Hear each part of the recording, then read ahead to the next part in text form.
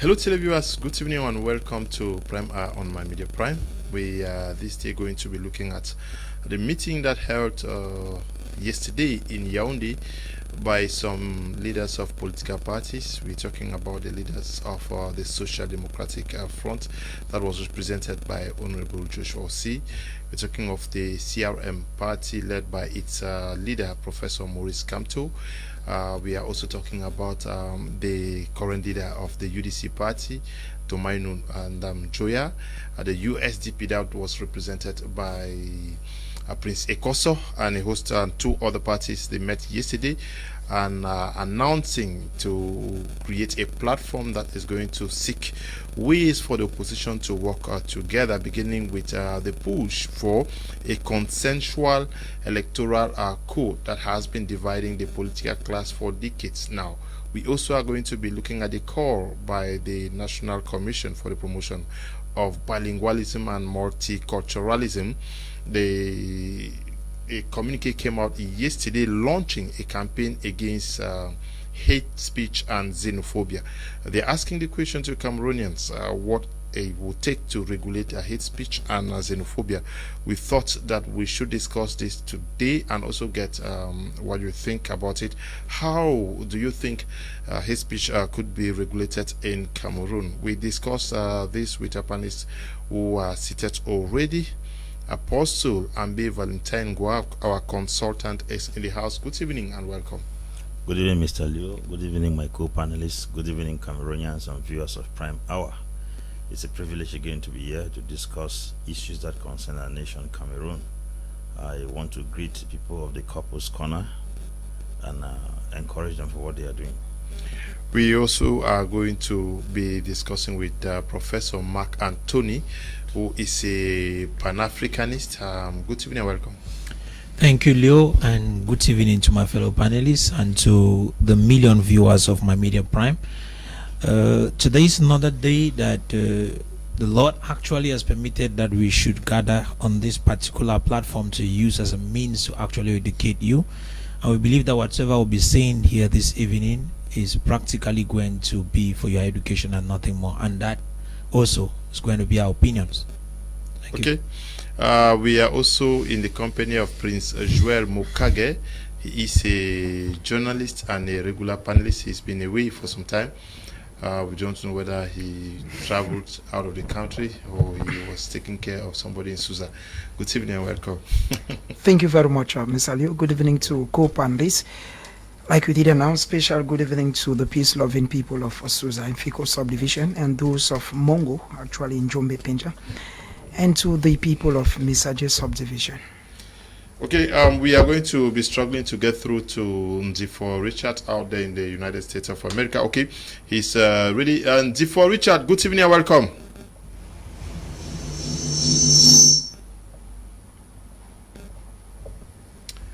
Hello, Ndifo Richard, good evening and welcome. Yeah, good evening, Leonard. Thanks for having me. Since you are out there, I'll start the program with you, Ndifo. You got information of this historic meeting, consultations amongst, there is a problem. Now, Apostle Ambe Valentine Gua, okay, he's still there. Ndifo, your reaction after getting information from Cameroon that political parties met yesterday, they issued a communique.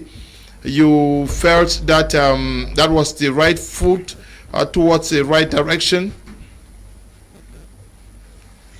Yes, thank you, Leonard. I think that what Cameroonians have been hoping for is that politicians together, this opposition party can that we have a country where we have about 300 and some political parties. Hello? Go on. Yes. So we have a country where we have about 300 political parties. And this is not healthy for a democracy. If you consider the population of Cameroon of just over about 27 million, and then imagining that we have over 300 political parties, this this is not healthy for our democracy. And any move by the opposition party to come together is good news for Cameroonians, especially for those Cameroonians who are hoping for change, who want change by all costs. And so the meeting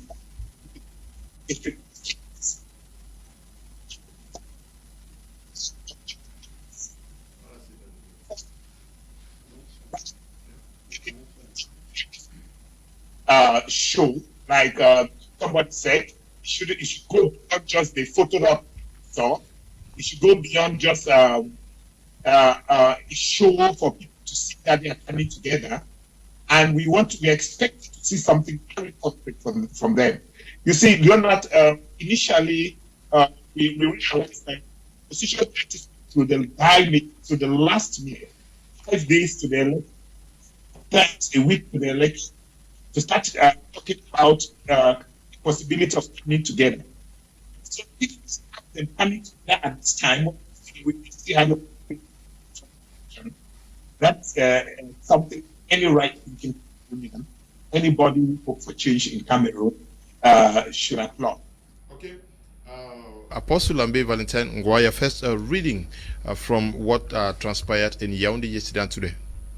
I think there is progress within the political cycle in the country. You know, we started by singing songs for that there should be a coalition among the political parties.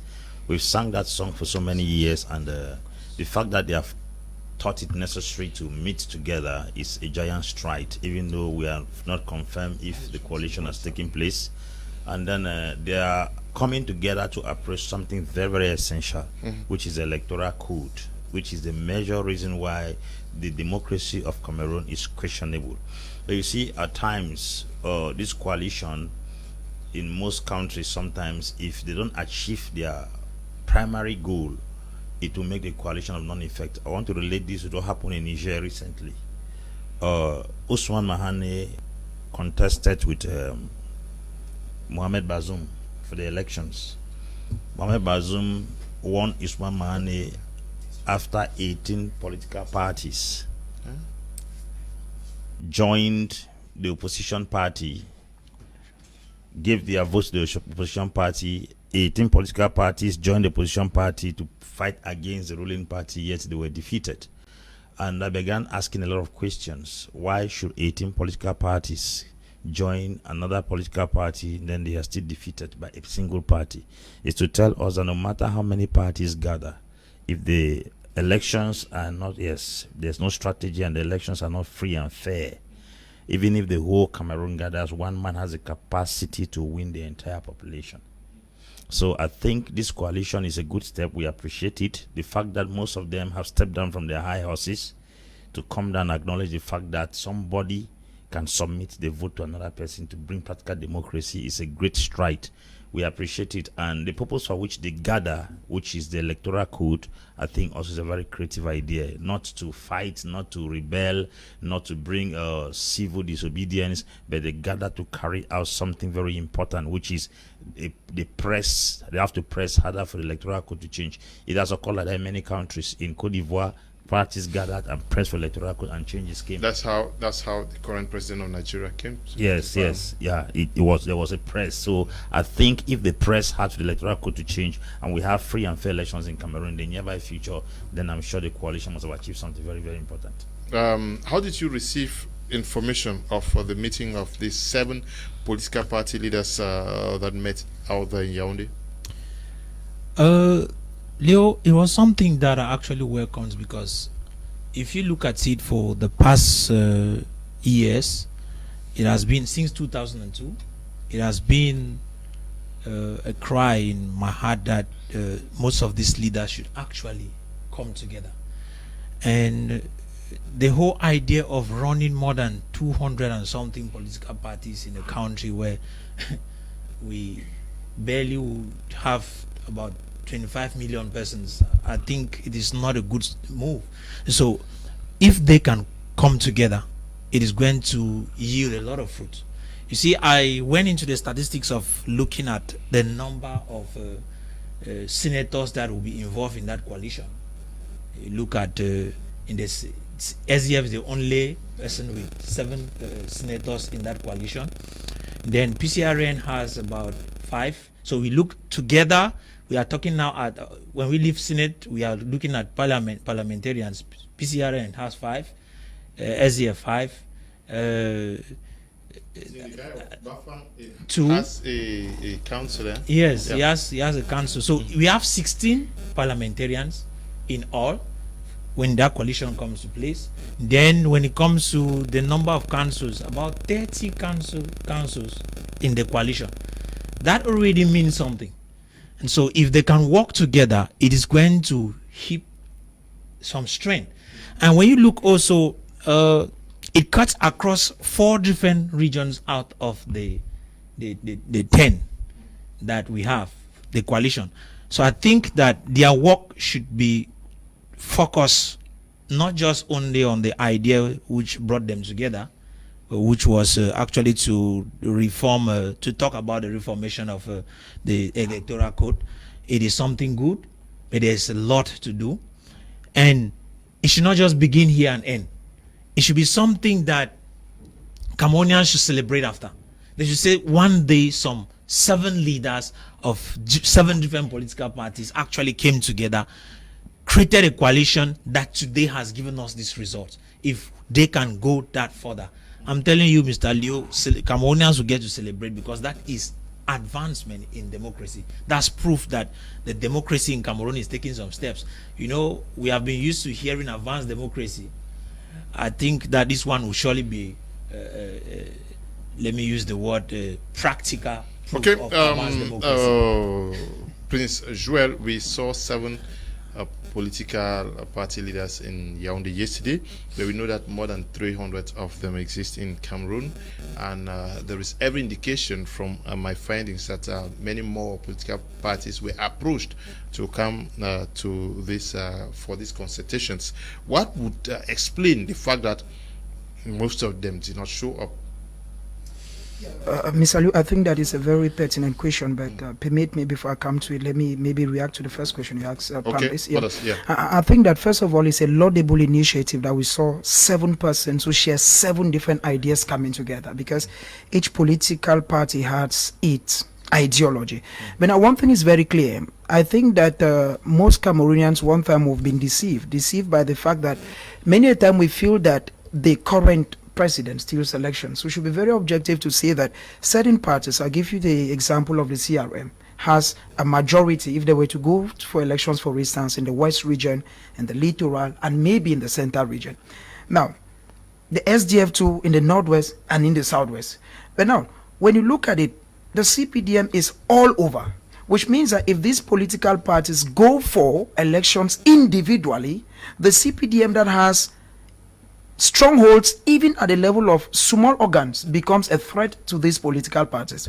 Now, so if all these political parties are coming together to think as one man, is already something worth applauding, which means that if we saw this in 2018 during the presidential elections, Mr. Leo, maybe we'll not be talking about 74% for the CPDM, maybe 13 for the CRM, and maybe 5 for the SDF. What I've been talking about, maybe 74 for the CPDM, and the remaining one goes for the opposition, which is laudable. Now, I think that if some political parties did not take part, I was very happy to see somebody like Prince Ekosa of the UDC coming up for an initiative like this. USDP, thank you for the correction. When I saw him there, I said, okay, Cameroon is growing. People are thinking that it is Cameroon and not South. So some of the political parties, I was expecting to see somebody like Kawala in the party in it. She's been very okay. We want the regime out, and I felt that this was an opportunity to see her there. I was thinking that I should see a political party like the PAP of Njang Dennis. I was expecting to see other political parties. Now, if they were not there, ADD of Gaga Haman. We were thinking even the AFP that is now under Sambaka. We're thinking that we wanted to see all of them come together. But look at somebody like Hilaire Zipa, who in the political landscape, I will not say it's a known name, but it's a name that is known to an extent within Douala. If you go maybe say Bamenda in Boya in Yaoundé and you call him that as a political party, some people are like, hey, who is he? Now, I feel that those who were not there, it would be wrong to judge those who were not there, but there is this issue that we've always had in Cameroon, the issue of self, the issue of egoism. Some people who want to say, okay, if we're going into this thing, if I'm not the head, then there is a problem. I'm saying so because, Mr. Liu, in 2018, there was this echo, call it rumor, that politicians, all those were coming to form something strong. But at one time, they were divided. Why? Because if we form a coalition, who heads it? Is it the Social Democratic Front that, as to all the other political parties, is the oldest? Or it is, as per 2018, Maurice Kamto, who came up and many persons saw him as a messiah. So there is this issue of self. I want to believe that, like Apostle said and Prof. Mark, that those who are not there, we look forward to days that they are going to come together and form a stronger opposition. Because, Mr. Liu, like I said before, that if we have political parties in Cameroon standing as individual, change the electoral code, change everything, you will not beat Paul Biya. I'm not supporting him so that somebody doesn't misquote what I'm saying. I'm saying so because if you want to go like Apostle was talking about the National Assembly, let's go to the National Assembly. The CPDM has 140. They have an obese majority. An obese, which means that if you were to go for elections, a very simple example, Gala Gerard goes back to Canberra and says, okay, you people should vote for the CPDM. Who will the USDP, for instance, be sending? In which area? Who will Professor Maurice Kamto be sending? In which area? Those are some of those facts and figures. Now I'm sure we saw the party in the noon, the UDC. It means that if this lady goes back to the noon and say, we are no longer UDC, we are no longer CRM, we are no longer SDF, we are no longer Cabral Libi, who has the whole Nyong and Kelly. We are now opposition. So we are saying that when you go into the ballot box, if you see any paper that says opposition, vote for that paper instead of voting for this. So I think that it is time all political parties come together as one man. Because if they keep fighting in different spheres, it will be very difficult. Change the electoral code like they are fighting. If the electoral code is changed, yet they fight as individuals, the CPDM will still take the day. Okay. Is that where the key is? That is, it is true. Almost everybody wants an electoral code changed in Cameroon across political parties. Without coming together, it will be practically impossible to beat the ruling party. My focus, not even the presidency, when it comes to this coalition. That's Okay. not my focus. You see, practical democracy is when the parliament has a balance. The There's powers to equity. check. Yes, when Yes, there is government equity. action, yeah. Yes, when there is equity in the National Assembly. Now, if these parties come together, the bulk and the burden to shoulder all these different constituencies on one political party will be reduced. They say many hands do light work. If these political parties decide that, okay, we are going to be holding our own constituencies, they are able to trap, let's say, 100 parliamentarians, leave the presidency. Once they go to the glass house and they occupy the ruling majority in the glass house, you will discover they've already broken the backbone, the spinal cord of the ruling party. Now, it is very difficult to sponsor an election. Most of these parties, because they don't even have representatives in communities. They don't even have representatives. Sometimes MRC does not even have money to send a representative around Mayo Danai, Mayo Sava. Now, CPDM has money to send representatives in all these places. And they feed them well. They feed them very well, which is absolutely impossible for you to win and in they use there. part of they use part to feed. So it's difficult. Now, when I'm talking about the financial capacity to sustain elections when they come, because it's not just coming together under a particular ideology. They are coming with their budget. They are coming with their resources. They are coming with their popularity. So if you say Maurice Kamto captures West, Cabral Libi captures Nyong Ekele, and then also Joshi also captures the other areas, and then we have Mamadou Mota who can capture some part in the north, you will realize that most of the constituency and the councils will be taken by the opposition. That is the beginning of the downfall of the ruling party, because money will be there to send representatives to occupy specific ballots, and polling stations when elections are going on. So once they take the glass house, that's the first step. That is what I think, if this coalition has to work, it has to work from the level of the legislative elections and the municipal elections. Once they capture that, it's okay. Now, going in for presidential elections, it will be the person who is taking the lead, like what happened in Niger recently. I told you of Usman Mahane, who was the person that was following Mohamed Bazoum directly. So when they realized that he was the one that was ahead, the rest of the political parties who had no measure vote gathered their votes and then put behind him. They shouldn't bother who is going to be the head right now. The elections will tell who is leading. For instance, if Kamto has 37%, Cabral has 15%, SDF has 12%, they will join their 12-37 and then give it to him. Because according to the Constitution of Cameroon, you must have at least 15 members in the parliament to form a group. That's the Constitution of Cameroon. You must have at least 15 parliamentarians to form a group, which is very difficult. And then you don't have that capacity for two parliamentary groups to come as coalition in the parliament. It's not in the Constitution. So MRC parliamentarians cannot join SDF parliamentarians. It doesn't exist in the Constitution. It doesn't. I'm telling you, go and check Constitution. It doesn't exist there. It doesn't. It's when a party has at least 50 members now that they can form a group and they can start agitating for something. But none of those political parties. That's the reason why you see they will always leave CPD, SDF, that kind of 5 parliamentarians, PCRO and 5, because those things have no power. So at the level where they are right now, when they want to talk about who is going to lead, they should keep aside who is going to lead them now. Cabral should forget about leadership, come to forget about leadership. Let them go as opposition. When they cast the vote, they themselves will accept the fact that in this election, if at all we have to go further, then let us join and push this man who has the highest vote. If the CPDM is having 49, and then Kamto has 36, then the rest should join him and give him 51. That's what happened.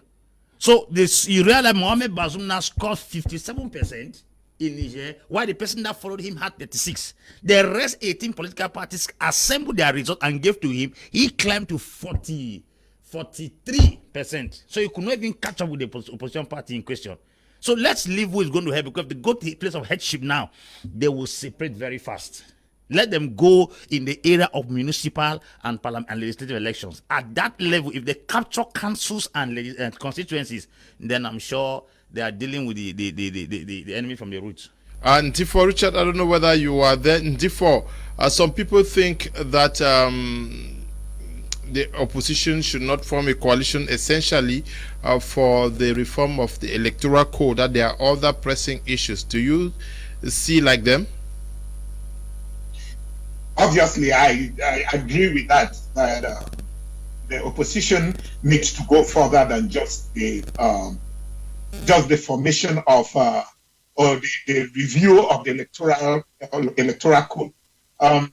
We understand that when we compare with 2018, like my friend there in the studio was mentioning, in 2018, what the opposition were doing did not look serious to me, because you cannot come on the eve of an election, even 2 weeks to an election, and you want to create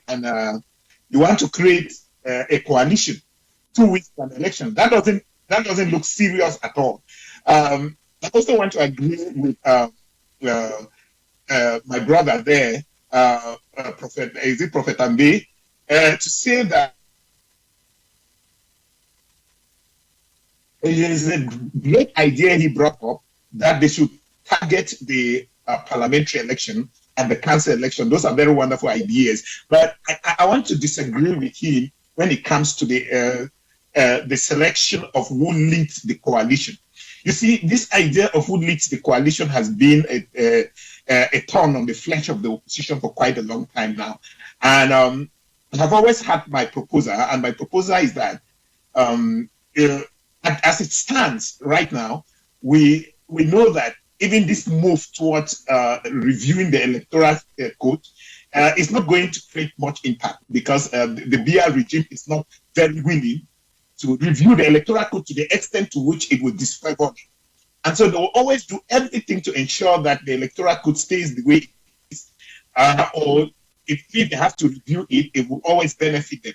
So what my suggestion is that what this coalition should be targeting should be a transitional government. A transitional government that will run for at least 4 to 5 years. And anybody among the coalition who will opt to say that he wants to lead this coalition will lead the coalition for the 4 years period.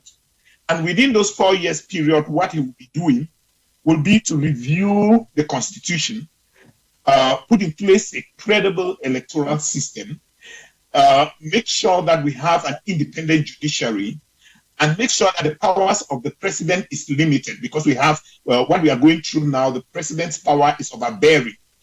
And then also, that coalition should be made up of a transitional government that will have all the members of the coalition be part of that government.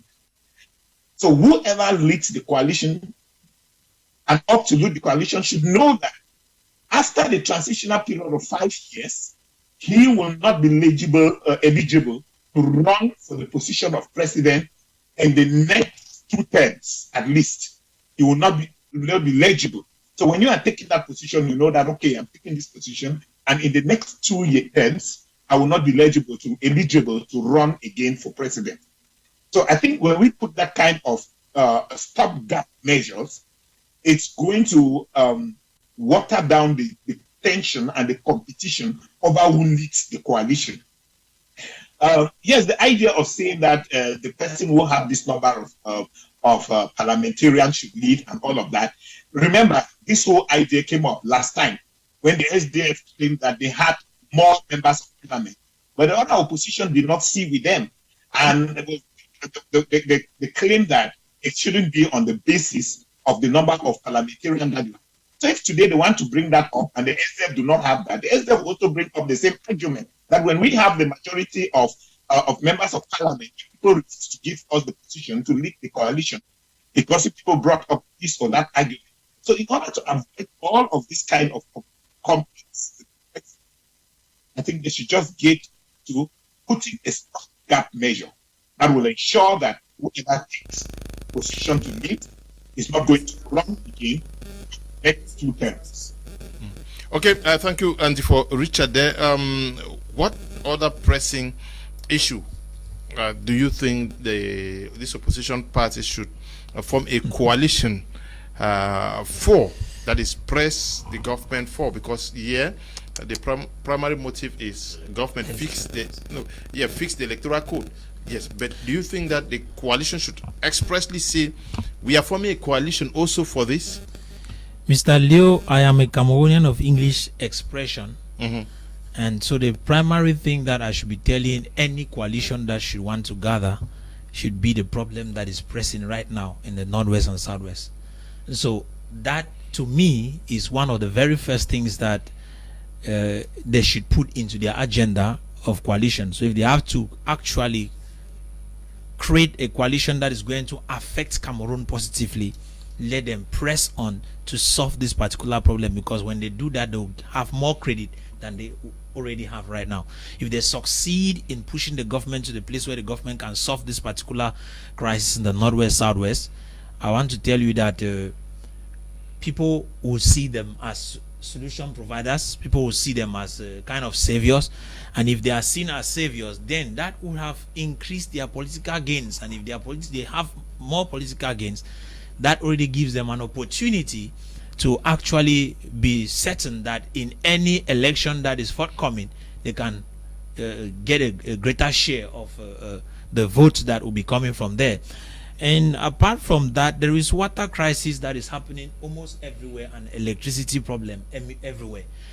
I think for more than 10 years today, we have been talking of water, changing it from water is what to come water, but we are not seeing any progress.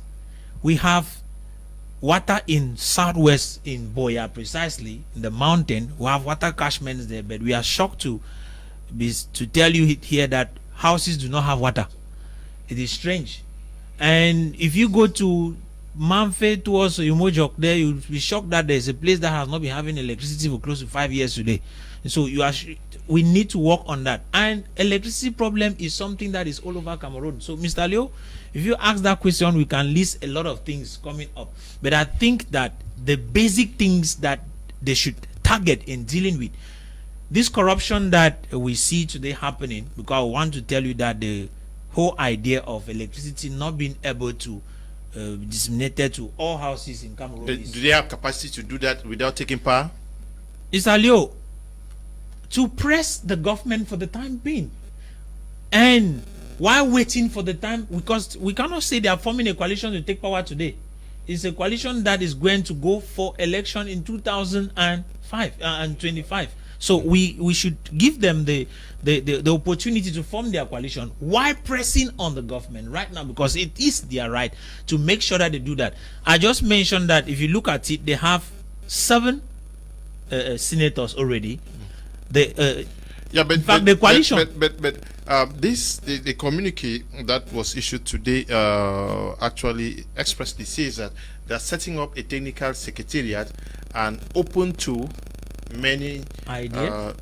To other political platforms, which means that if all goes well, before the next 2 months, other political parties are going to identify. Because when I read what I've just received here from the national president of PAP, Mr. Njang Tabe Dennis, he says PAP still remains open to all stakeholders that share the same views and objectives with the PAP. We still reaffirm our partnership with our friends of our coalition, especially the CRM and Stand Up.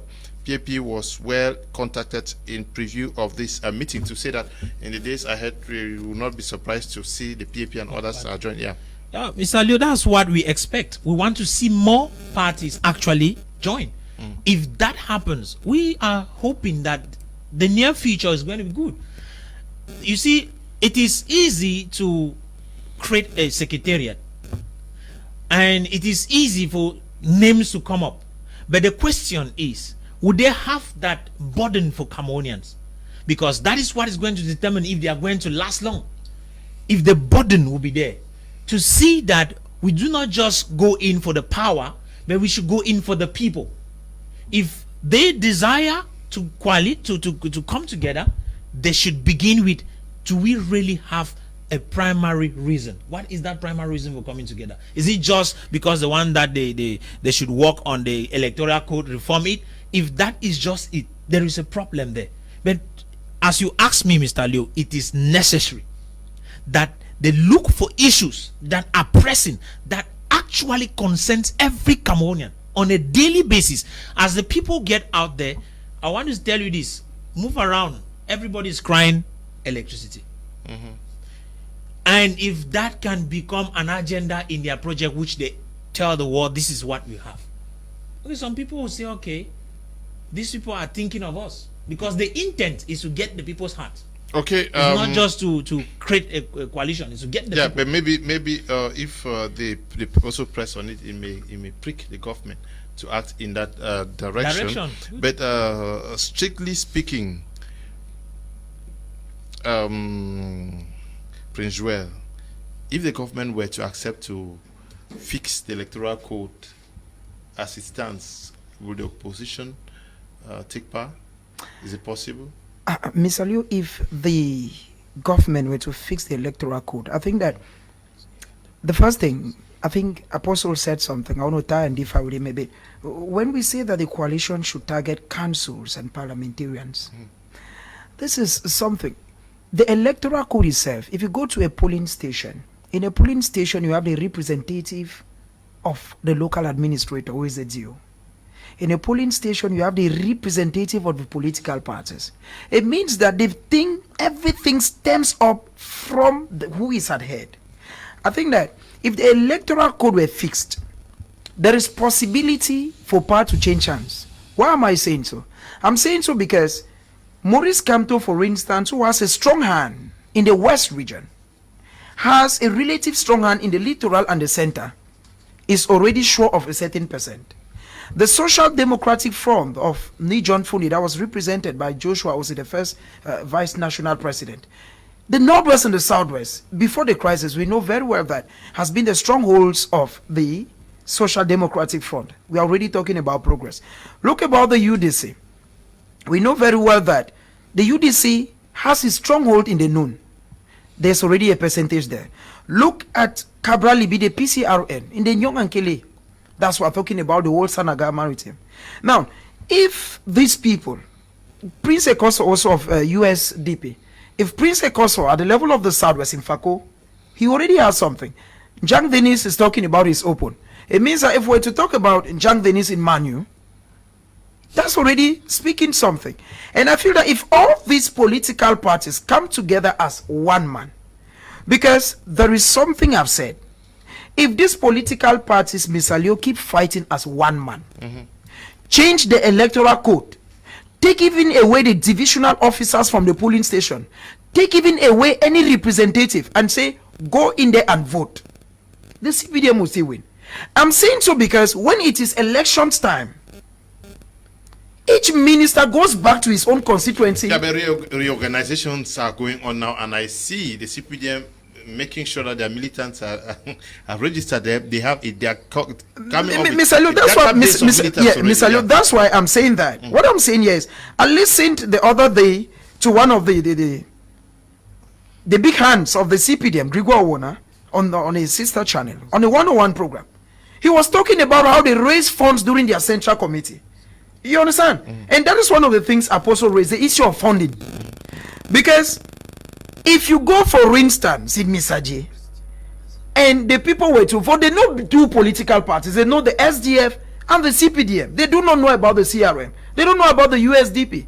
They don't know about the CRM. But now, if these political parties were to come as one man, that's what I'm talking about.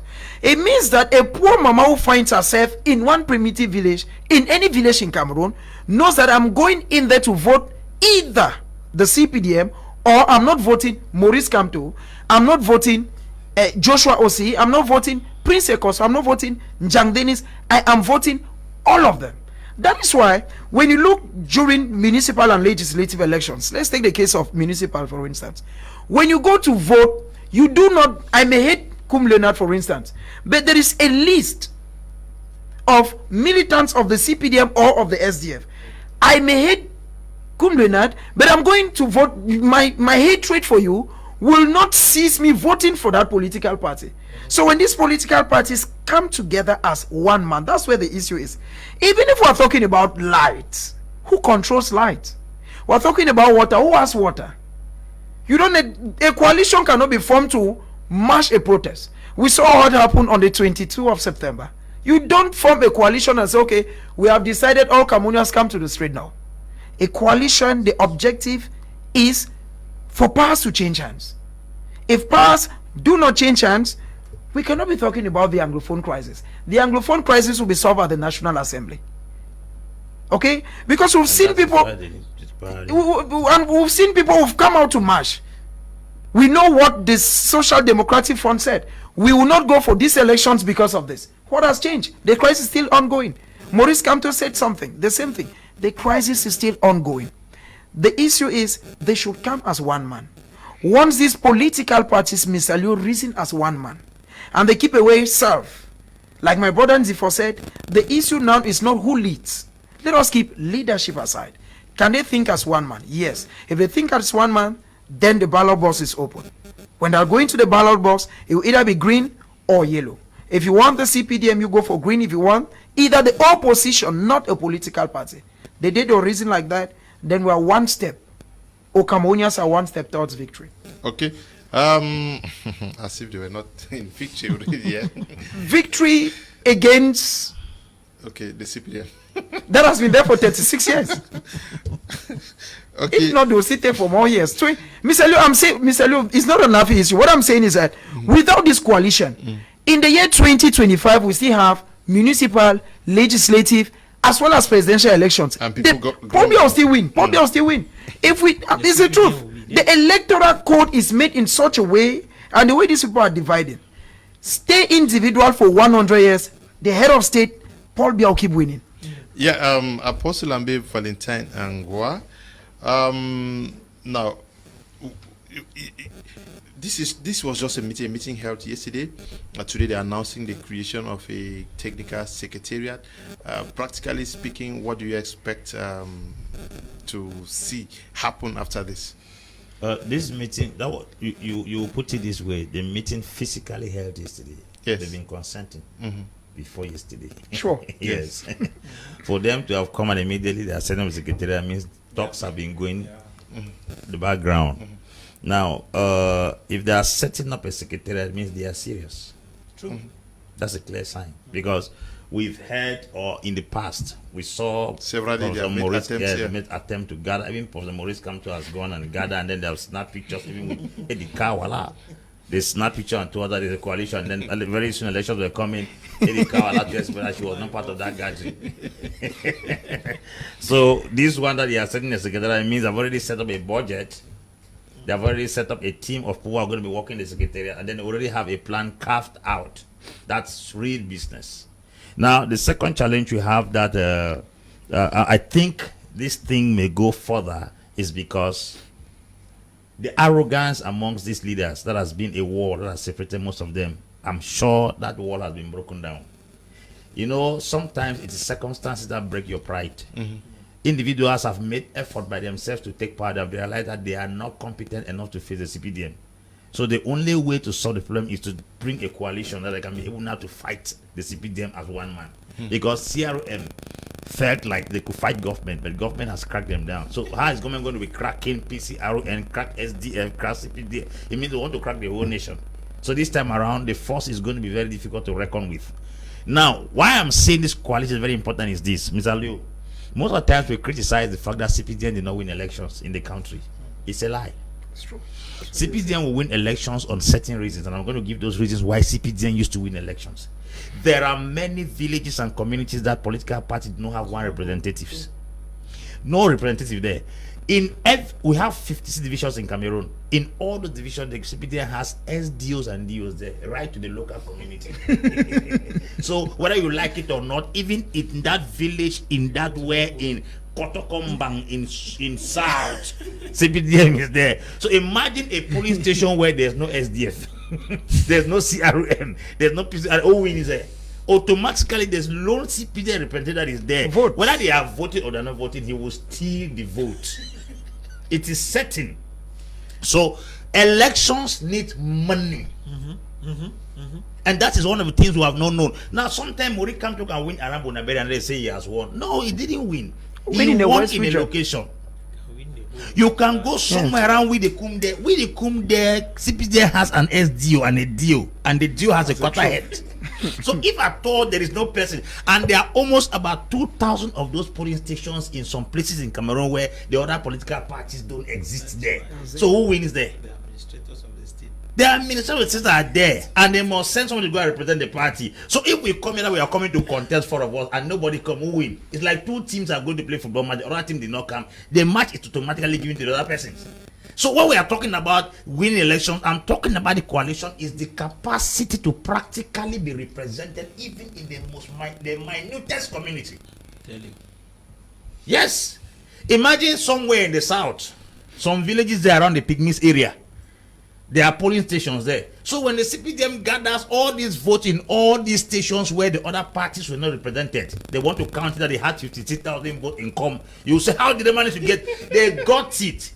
Either by putting it by fire by force or by bamboo. There was nobody there to fight. Nobody was there to There was nobody check to fight. So the government has a grip. So this coalition, to me, what I think is that it's going to give practical representation to all political parties in the remotest areas in the country.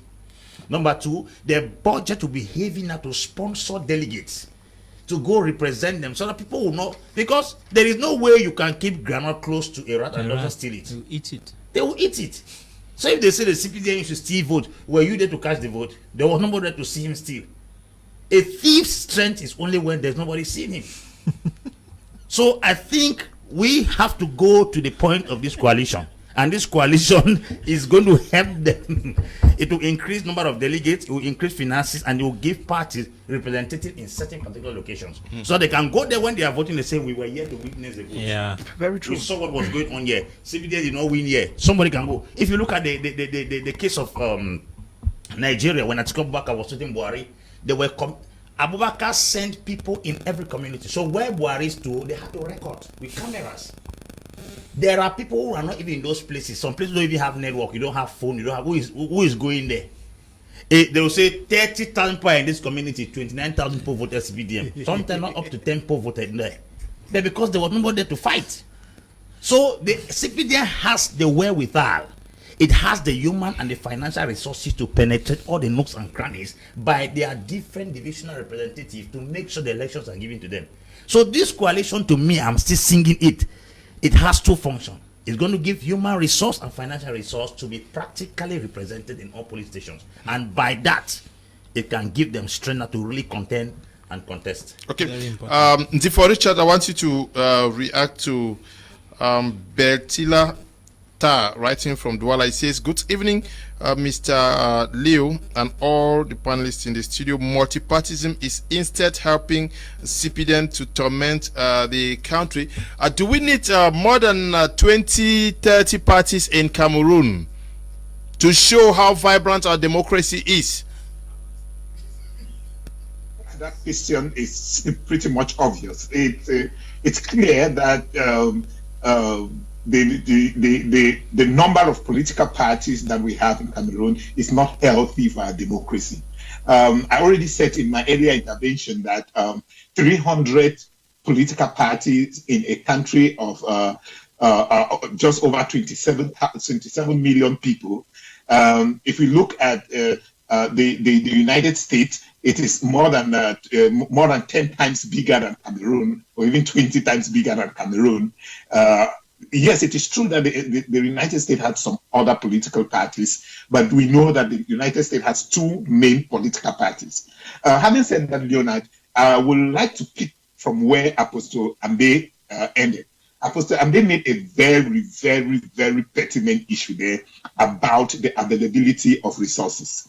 And what I wanted to say is that many of us seem very excited by the fact that this coalition has come. But I want to say that this coalition will not succeed if they alone will have to march this forward.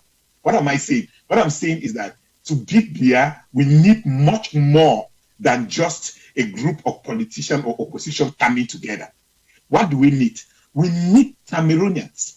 Cameroonians should not end by making noise on social media, insulting opposition party, blaming opposition party leaders and all of that.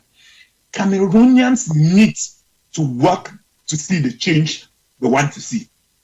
If I take what Apostle Ambe said about resources, where will these opposition party leaders take the money?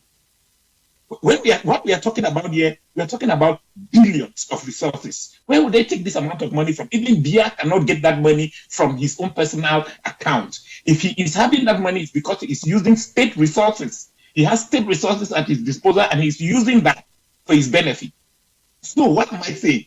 What I'm saying is that these guys need our support. We, the ordinary people, we need to do financial contribution. If we want to see change, we need to sacrifice. We need to make contributions to this coalition. If this coalition has set up itself and it's strong enough, we as Cameroonians need to contribute financial and material support to give to them, to push them through. Not only the financial and material support, we need to volunteer and help them. If they need, we should say that I can say that, okay, I am going to Furawa to represent the coalition in this particular constituency or in this particular place. We should be able to stand up. Cameroonians who want change should be able to stand up and support this coalition by representing them in those different polling stations. Because if we say that they should mobilize the kind of resources that is needed for them to win, if they have these 7 people or even more of them coming together, they are not going to make that amount of money. They are not going to have that. We don't have the business magnet. Even we are making comparison with Nigeria. Look at what happened in Nigeria. Nigerians came out. They supported Buhari when they had that coalition. They supported Buhari financially. Nigerians gave their hard-earned money to push Buhari. We saw what happened with Barack Obama when he was running as president. It was ordinary people who contributed $5, $3 to support his campaign.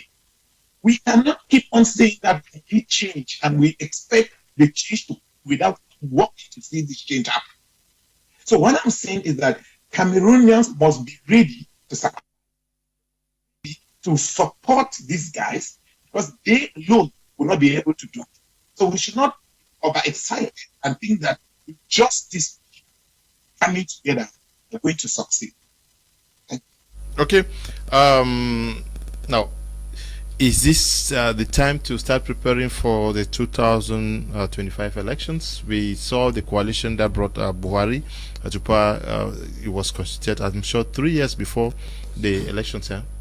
Yes, Mr. Leo. I think it's an obvious situation. If they are going to actually win in 2025, it is now. Because you can't wait until when you want to sell the fowl that you start feeding it. Because you want to take it to the market, then you start struggling to feed it. You will not pick on it will not pick weight. There will be no weight. So I think this is the time. The fact that they came up with this idea of coalition now, I think there is an agenda behind it greater than the one we can see. There's something bigger than our eyes can actually meet. They who have been talking from behind then came on yesterday and sat and came today to announce to Cameroonians that this is what we are doing. They have a plan, and I'm certain that they are looking at 2025. And if they are looking at 2025, the beautiful idea that our brother Antifo just gave there of Cameroonians needing to rally behind them is something that should not begin in 2025. It is something that should start now. Now, they should be able to make sure that information is disseminated to an extent where each Cameroonian, wheresoever they are, can buy the idea and start running with it from where they are. Because I'll be sincere in telling you this, Mr. Leo, Cameroonians are actually bitter from within. And the best way to dissolve this anger and to make sure that it disappears is for this kind of platform that these 7 persons have, or 7 parties, political parties have come together to create. If this becomes solid, a lot of anger will disappear, because people want to identify themselves with what they believe is going to win. And when they do that, I would want to tell you that 2025 will be something that Cameroon had never seen before. You just mentioned Buhari. If you discover the way he came to power, it was cooked from behind. Persons gathered, finances came, individuals. So at the end of the day, they had the manpower to face the entire nation, and they did it and succeeded. We might want to talk and look at even Chitezeki of Congo. How did he come? It is still almost the same thing. So I think that if we are going to, these political parties want to see results, they should prepare well. And now is the time. I want to applaud the fact that they already came up with such an idea. And I want to applaud the fact that they are setting up a secretariat. That's when you see somebody, for example, if somebody wants to start a business, if you see the person go and rent a particular place for store, be certain that person is serious with what he's doing. And so the fact that they are going for a secretariat, I am sincere. I want to tell you that they have a plan. Okay. And we are ready to back that plan. I mean, Cameroonians are ready to back that plan if they stand strong with it. Yes, the Bible says that the spirit is willing now, the flesh is at times weak. Is this not also time for these political party leaders to tell their followers that stop insulting this one, insulting this one, and that they should swallow their respective positions and ignore the weaknesses they see in others? Because if you are going together, you should not insult, now you should not fight. Sure, Mr. Leo, there is something. When we talk about solidarity, like Mr. Antifo was saying, I've seen Cameroonians show solidarity. I'll give you 2 examples. When Cabral Libi, before he joined Professor Mokuvondo, Parti Unive, he came up with something called 11 million, the 11 million, and called for assistance. I have friends. I have people who gave even 100 francs, 200 francs. Because the truth is, Mr. Leo, Cameroonians are thirsty for change. When you see something every day, even if it's what it bores you. Now, Cameroonians contributed, which means that if these people came together, the human resource part is there.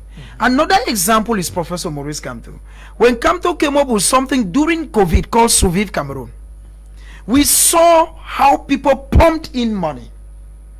By then it was Penda Ekoko section, something like that, and the Bibu Nisaks. We saw how Cameroonians within and without pumped in money. It means that when you come up with any initiative, Mr. Liu, bring up any idea, bring up any opinion. I know of people who are feeding very far from the crisis because you just say, okay, I have this, I have that, I've seen 10 IDPs and they need help. People are giving. Cameroonians are willing, they are supporting. Okay? I think that it is time, like you asked me, it is time for people to reason as one man. That's what I said.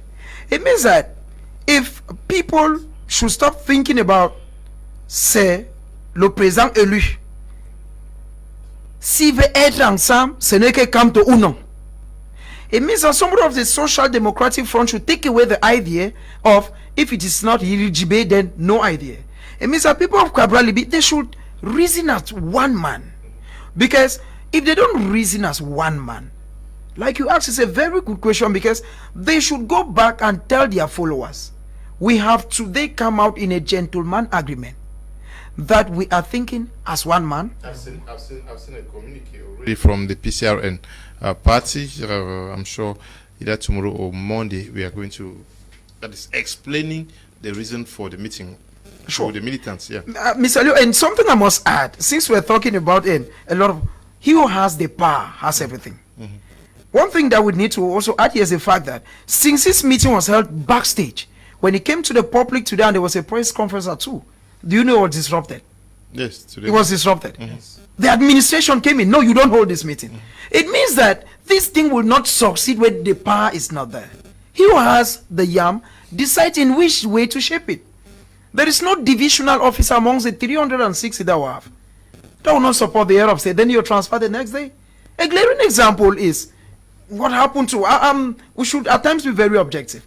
Look at what happened to Professor Mesanga Nyamzi. He's in Gaundere. At times when you come out very objective.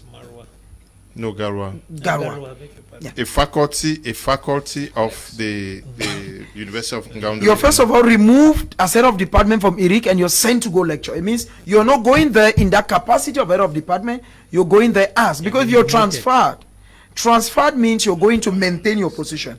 That transfer now is a punitive one. So I think that, Mr. Liu, if the whole of this coalition, look even at the National Assembly, Joshua Osi is a questor. He's already part of it. Cabral Libi is one of the secretaries. It means that even within the coalition, there is already some kind of, like Prof put it later on, there's already some kind of power that those who are forming it have. Because if you form coalition and at the end of the day, you're not aiming for power. Because he who has power has everything.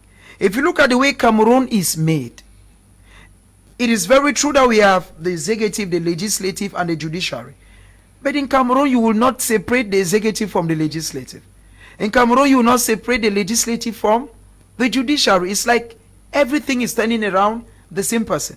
And if these leaders, like you did ask me, if these leaders do not come together, go back and tell their followers, okay, there is nothing again like, because I'm thinking that maybe, Mr. Leo, something that is also visible that you should be thinking about is the fact that you should be thinking about wiping the names of their different political parties.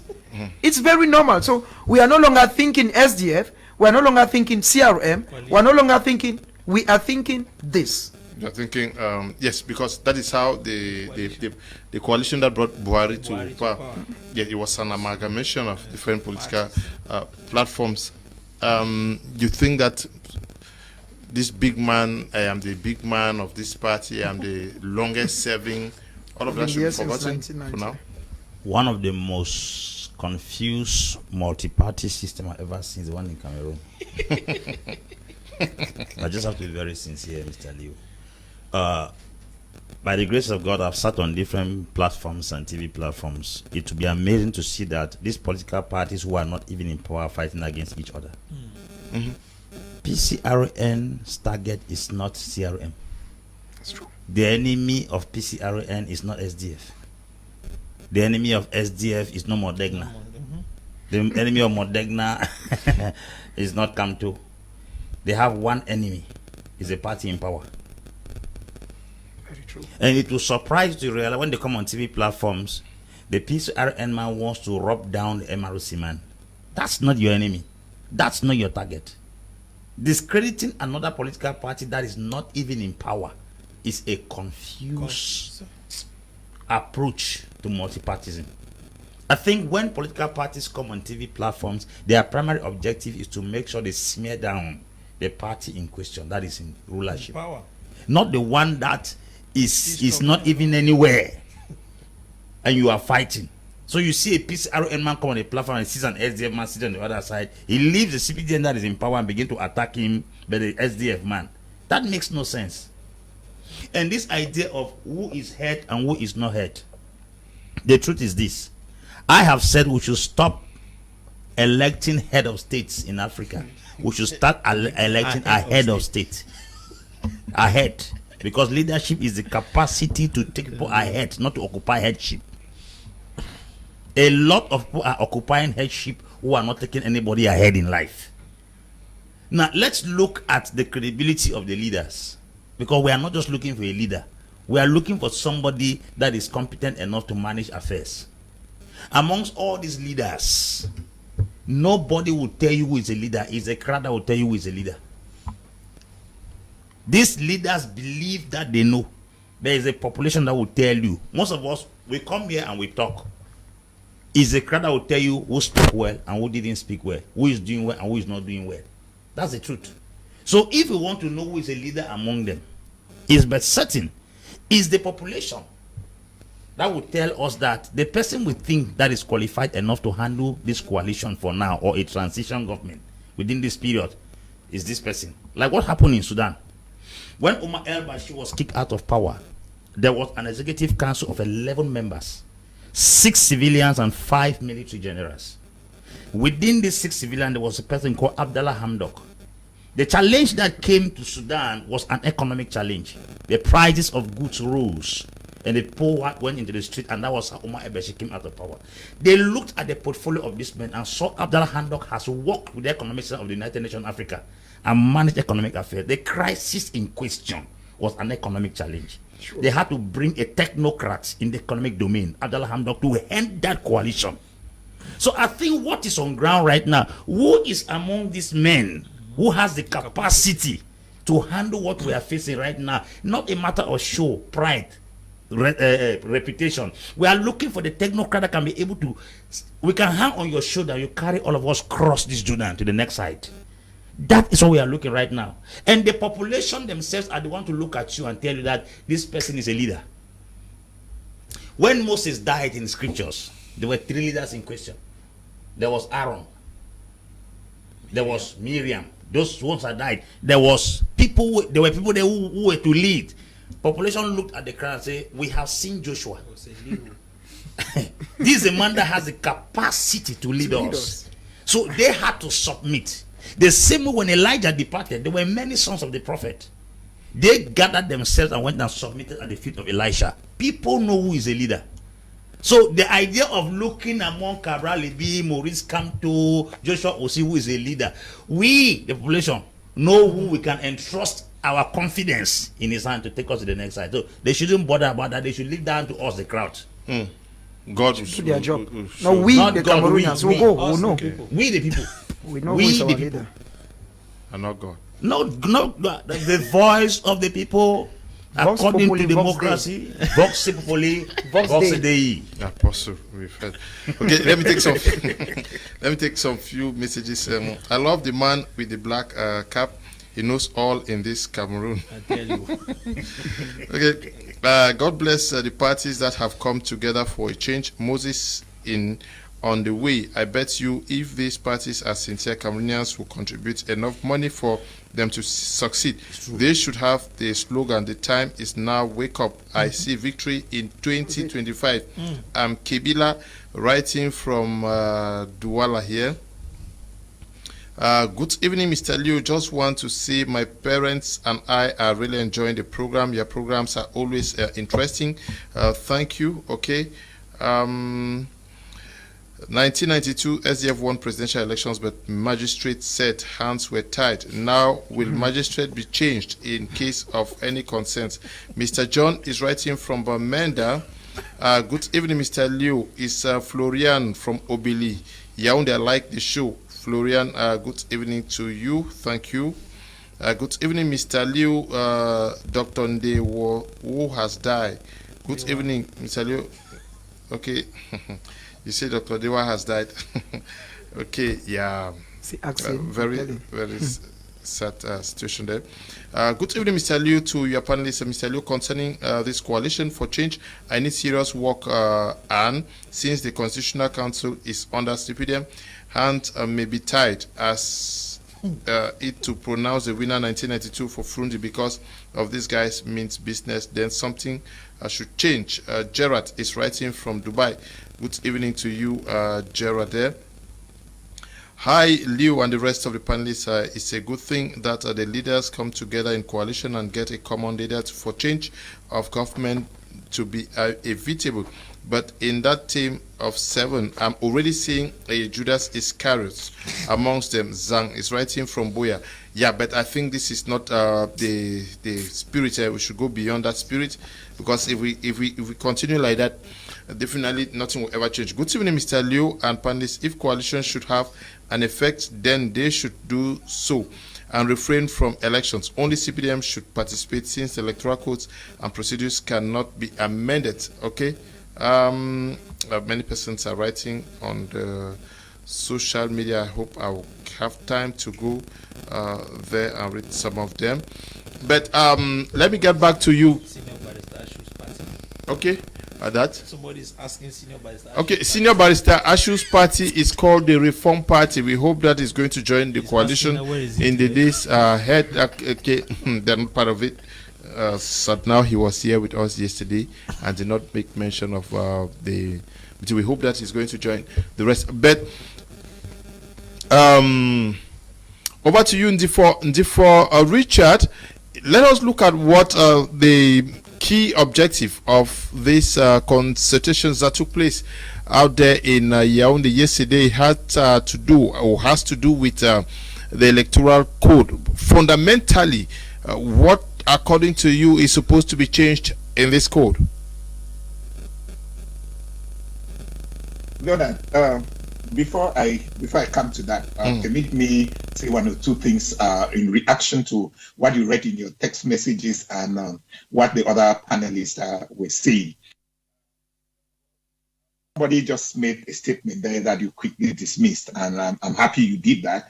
And I was supposed to come to that, because when I read what PAP wrote, the PAP, what they wrote in their communique, somewhere they said some of the individuals in that in coalition, they are doubting. I think that is not the spirit that we want at this moment.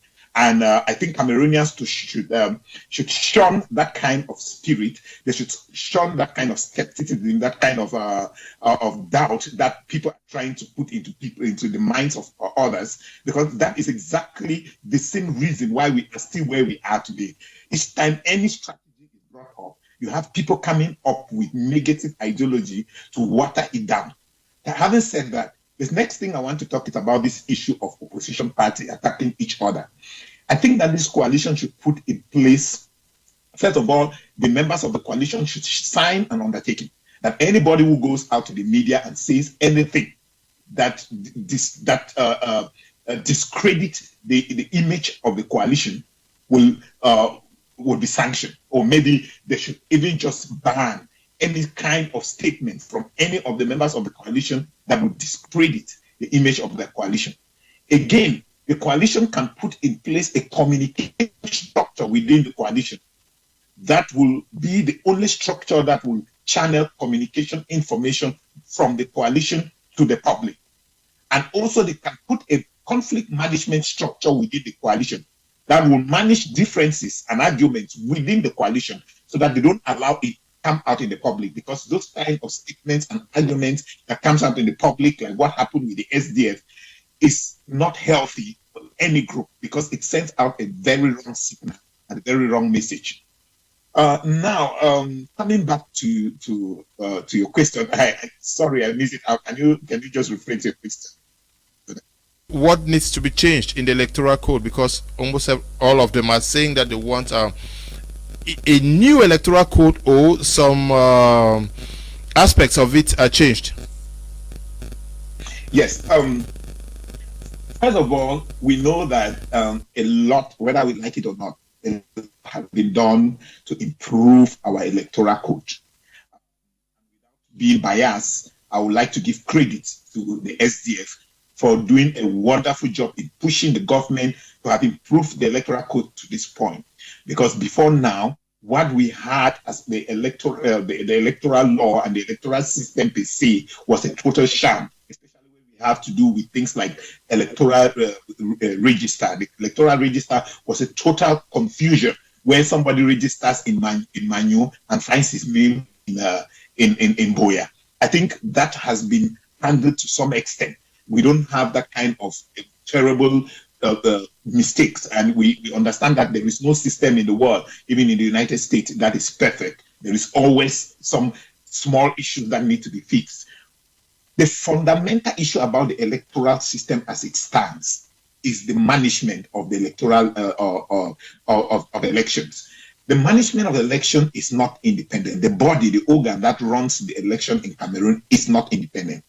In as much as we continue to have the members of that committee being appointed by the President of the Republic, there will still be doubt in that organ. So I will propose that we have an organ in which people are selected from different quarters and sent into the organ. For example, if we say we need members of the religious bodies to be represented, then the bishops, the popes, pastors and prophets to come together and identify one person to represent them in that organ. And then if we say we need maybe lawyers to be there, members of the Bar Association should send a lawyer. If we need teachers, members of the Teachers Trade Union should send somebody to represent them. When this group come together, they can appoint or elect a chairman among themselves. When that is done, we can have a body that is truly independent, that is not influenced by anybody. Because when we have the head of state appointing people, anybody is looking over his shoulder, minding the way he carries on his activity, worrying whether he will be able to maintain, especially the position of the chairman of the electoral commission. So I think that if this is done and made it independent, should go to the extent in which they are financially independent. It means they have their own budget that is voted in parliament separately, that is not tied to any ministerial organ. They don't rely on any minister to disburse their budget. They should have an independent budget that is voted and adopted in parliament and goes to them directly, and they manage their budget on their own. And the management of that budget does not come from the head of state. Or from the executive body or the executive branch. So in that case, they will assure some degree of independence in it. And then also, I think that within the framework of the voting and the management of resources, there should be some transparency in the way resources are disbursed to the different candidates. The current system in which they say that a particular party has this amount because of the number of members of parliament is not fair. That is not a fair way of attributing resources. It means that once you win a win parliamentary election, you are exposed to so much money that the other candidates do not have the same. Then we are not playing on a level ground. So when we talk of a free and fair election, most of the time we look only about the free nature of the election. We don't look about the fair part of it. The fact that the different candidates do not have the same amount of resources at their disposal makes it not fair. So they should a proportionate amount of money, not even proportionate, the same amount of money should go to the different candidates.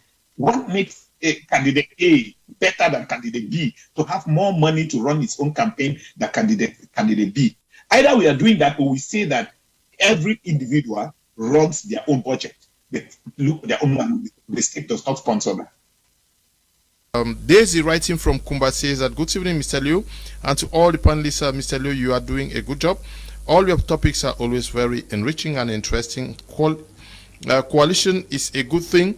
Let the opposition parties take a bold step, work as one, and make things right. They should make sure none of them will derail from their goal. More grace, sir. Daisy, good evening to you watching from Kumba. If you see Didi Banderas on the streets of Kumba, tell him I'm sending greetings to him, especially if you are passing by Banga School out there. Good evening, Mr. Leo Ndracom. Stop calling, please. Ndracom is writing from Nairobi. Thanks for always bringing talented panelists. You people are a great job educating the world. I was very proud when one of my lecturers shared Apostle Ambe's tribute to Magufuli. I proudly told the whole class, this is my Media Prime and it's the best TV station in the country. And program is Prime. I followed the page on Facebook and receive updates on daily basis. Congratulations to you and your ever educated panelists, especially Apostle Ambe and Professor Mark. Okay, thank you very much, watching all the way from East Africa. Good evening to you, everyone in the studio. I'm Capo writing from Yaoundé. Why CPDM won't win the elections all the time?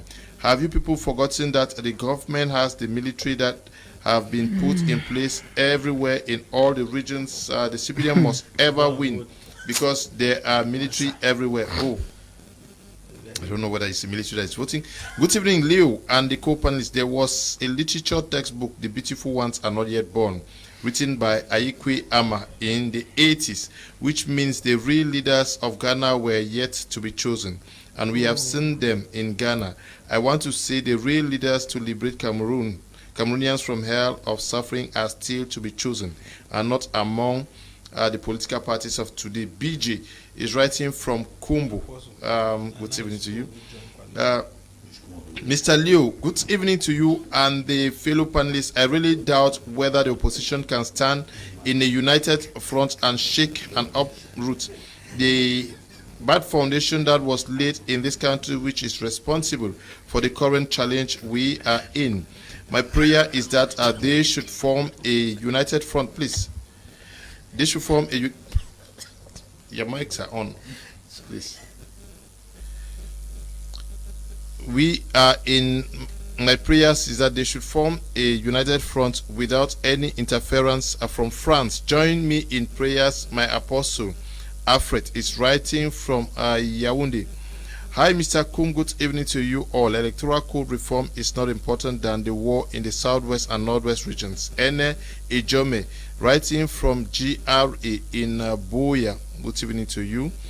This one says, good evening, Mr. Liu. The person who have a black cap with we the Mutengane people, we are giving him go ahead. Thank you, Mr. Liu, for inviting this type of people who say the truth.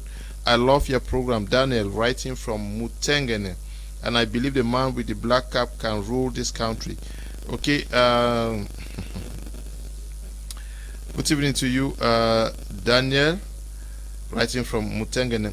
Muhammadu, writing from Yaoundé, says, good evening, Mr. Liu and co. What a giant step from the opposition parties. We expected this since 2018. Believe me, Mr. Liu, with these things will change. The problem is what is to be changed.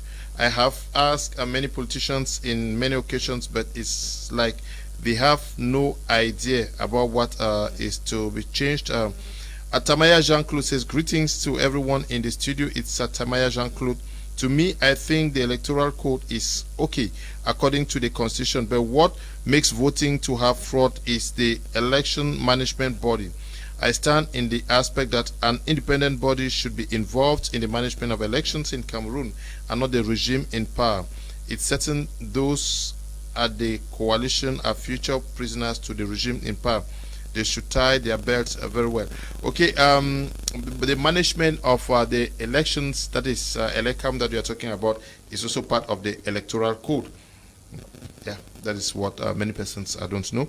Good evening, Mr. Liu. I like the man with the black hat. He speaks diligently. Panze is writing from Kumba.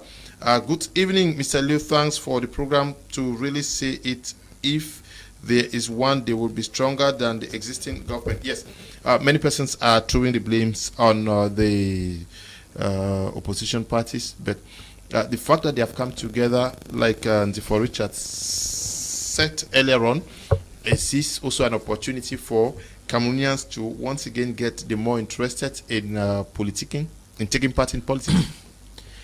Mr. Leo, when somebody stays alone in the dark, it becomes dangerous to expose the person to light. Okay.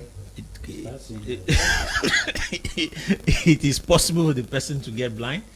So it has been for over 20 to 20 something, I think 25, 26 years that Cameroonians have actually been suffering from this idea of who to trust. Mm-hmm. And so you will hear them at times step out, and in fact, anything that wants to come up, they just start condemning it when they have not yet seen it. And that is what the spirit that Cameroonians actually do hold now and have.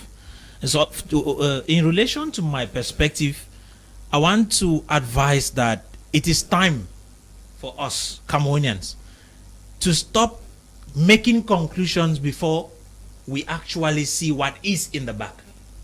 Let us be patient, wait and see what they do. The whole idea of this coalition is so powerful. I would not want to say it is timely because it's coming late indeed, but we want to appreciate the fact that they came up with the idea. Believe me, it is not going to be easy, but it's something that if they hold on to, it is going to liberate Cameroonians from a lot. We can have hope that we could have a lot of changes. I love some of the panelists who said earlier that the target necessarily is not the presidency, but the changes that we might see in the coming days if in case these guys work together. So I want to, Mr. Liu, I think I've just diverted a bit from your question and I'm talking to Cameroonians because I believe that some people have doubts, a lot of doubts about what is going to happen. Mm-hmm. So I think that it is not time for us to start the judgment. Let us give time. Let's wait and see. And I think it is time for Cameroonians to rally behind these people. We might not know who might be the traitor because somebody said, I'm already seeing Iscariots. The traitors you are seeing just based on your past stories and past history that you have gone through. I believe that even though those men are not angels, they can do something that will help Cameroon. So if they came up with the idea, it is a possible direction which each and every one of us should be willing to follow. Let Cameroonians rally behind them. Let Cameroonians not doubt them. Okay. So let me use this opportunity. I said 2 days ago that I was pleading that I've received many calls from some women in Tico. They called crying that they needed my assistance. Another lady called me from Bamenda. Some guys called me from the prison in Boya. And I said I don't have money to assist them. I was asking you people to help me to be able to reach out to them. So far I've received 2,000 from Esther in Kumba. I've received 2,500 from Marcel Su Akombo, who just sent 2,500 this evening. Please, I'm begging, if it is possible, help me to reach out to these persons. They call every day and I cannot help them. Just see if you think. And I said I will use 2 weeks to plead with you people who are watching. If you think you can help, join me so that we can assist them in any way possible. Now, the population, they need to mobilize themselves, and because you want people to bring change. True. But they cannot change without you now. Mm-hmm. Sure, Mr. Leo, there is this issue of voters' apathy in Cameroon, because many Cameroonians, you talk to one mama, maybe in Imunia, in my 16 in a corner, she will tell you, I'd go vote with you. Because if I vote or no vote, probably I will be president. So there's this conception that irrespective of they vote or they don't vote, be a head of state. And I think that to take away this conception, it's true, it's not going to take a day, it's not going to take a week. It's first of all proving that those who have formed the coalition to the mean business. That's the first thing, because so many Cameroonians do not necessarily or think that getting the head of state or maybe getting light to come to their communities through the ballot box. That's what many Cameroonians feel. And this conception can only come up if the coalition today shows business. It means that the coalition should not only form the secretariat like they've done. I think that maybe in the days ahead they should be thinking about going down for sensitization campaigns. They should be able to sensitize Cameroonians, especially those who are lukewarm towards election, that okay, this time around we want to assure you that if you cast one vote for Kum Lenat, it will be counted for him. If you cast one vote for Apostle Ambe, it will be counted for him. After all, we have all raised the issue of the capacity to defend. So if we come together, we'll be able to defend our vote. Sure, no, Mr. Liu, coming together is one thing. But another thing is, like Apostle said, I believe he's raised so many pertinent things. Now, when you come together, how will you assure one mama who is in a way that if I vote for you, my vote will be counted for That's you? it. No, it's not coming together. They may see come together and they don't go to the nooks and crannies. Like he said, coming together is one thing. But another thing should be, like Apostle said, is bringing up persons. That is something I said before now. The head of state, Paul Biya, in the past years, we've seen him only in the far north. That's where he goes for his care. He knows that if I get the far north, then the other regions, at the level of the northwest, there is Philemon Yang. At the level of the southwest, there's Mafani Mosonge. And in other regions, I have those big guns who are able to manage. Now, if these people are coming together, there should be this need to look for energetic young men who also go down to these different areas and assure the population that the real time for change is now. Because, Mr. Liu, it is not easy to tell a bike rider, for instance, that time has come, change is now. A majority of so many bike riders, you want to agree with me that the enthusiasm that Cameroonians had, for instance, for the CRM in 2018 is not that which you have for 2021. That's the truth. Now you need to come back and rejuvenate, revamp them. Tell them, okay, time has passed, but there is a new wind that is blowing. There is something that is coming in the boon. And you don't say that through the radio. You go tell them face to face. Because, like I said, there is this thing of voters' apathy. Cameroonians do not, that's the truth. And I'm speaking, I'm not far from them. They do not actually feel that if I cast one vote, it's actually going to bring food on my table. That's why so many mothers at the end of the day, what they want to do is, if they can get their small tablet of sabon and maybe their bag of salt, it's okay, they give to you because they feel that it's a kind of njangi. Okay. If you were to advise those who penned the communique today, what would be words to them? And those who have not yet joined them? The Englishman say little droplets of water make an ocean. We have almost about 300 political parties in Cameroon. If we want to calculate according to ratio, it's not even a tenth that have come out. Because 1/10 is about 30 of them. So they have a long way to still go. Just 7 of them, even though the major voices are there, it's very important because MRC, PCRN, as well as SDF are the major voices now. I can say they have a greater population. But you see, a single vote can determine the outcome of an election. So we call all other political parties to put their hands on deck to make sure that their militants, their executives be part of this move. That's the first thing I will talk to them. Because if not, I have seen a country where, like I earlier mentioned, 18 political parties rallied behind a political party and they were still defeated. Yeah, that occurred in Niger recently, 2020, when Muhammad Usufu came out of power and then Mohamed Bazoum came to power. Usman Mahane had coalition with 18 political parties and they were still defeated because the ruling party had 57% and 18 political parties joined together and scored only 43%. So if at all we have 300 political parties in Cameroon, we have not had 1/10 gathered together, then there's a very serious problem. Secondly, the SDF that was finally or practically the voice of all the political parties has so much lost credibility in recent times, which I think they have to do a lot of work to come back to the limelight. that is settled as far as the parties coming, or those who have not yet joined should start thinking of. Then my advice to them who have formed the coalition, this is my advice, and I will stick about to what I said. The presidential position is as easy to get if you can get the legislative offices. The strength of the CPDM in this nation is the legislation. We are practically in a kind of presidentialist system of government because of its strength in the glass house. And one of the things I realized when the President Povia came to power, because I will call him a political technocrat, not that I'm praising him, that's something you don't like it if it is true, it's true. That's one reality. I used to tell some people that a truth is against us as Southern Cameroonians doesn't mean that I think it's not truth, it's truth. And if everybody must accept President Povia as a political technocrat, I don't have time to give analysis, because if I start giving analysis here, you may think probably they have bought me over, because that's what people think.